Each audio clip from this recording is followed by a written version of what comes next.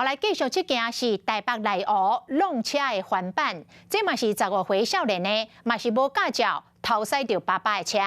这件事发生伫桃园的中立，有民众来通报，讲一台米冷的车伫市区危险驾驶，警方出动来围捕，入到停车场的地下室，对方伫地下1楼到地下3楼来倒窜，尾去弄着条才停落来。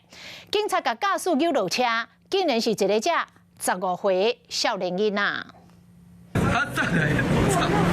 一台白色米冷伫咧停车场内底驶个真紧，佮油门吹落去。换一个角度，佮看一摆，弄甲真大力，互轿车的车头毛落去。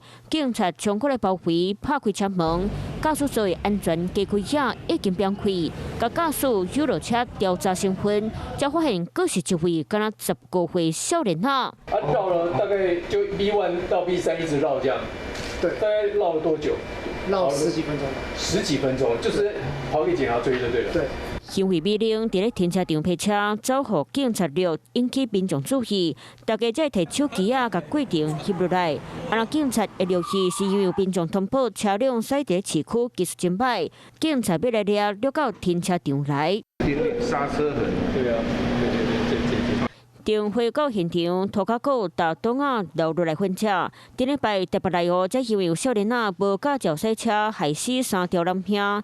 即马伫咧桃园中立，嘛出现少年仔无驾照驶车，若是无说理，有可能发生严重意外。即马警察进行了后嘛起少年事件处理法，甲15岁无驾照危险驶上路的少年仔，移请桃园地检审理。Hello， 我是雷亚。想要抢先掌握最及时的新闻资讯吗？赶快订阅、按赞、开启小铃铛，锁定华视新闻 YouTube 频道。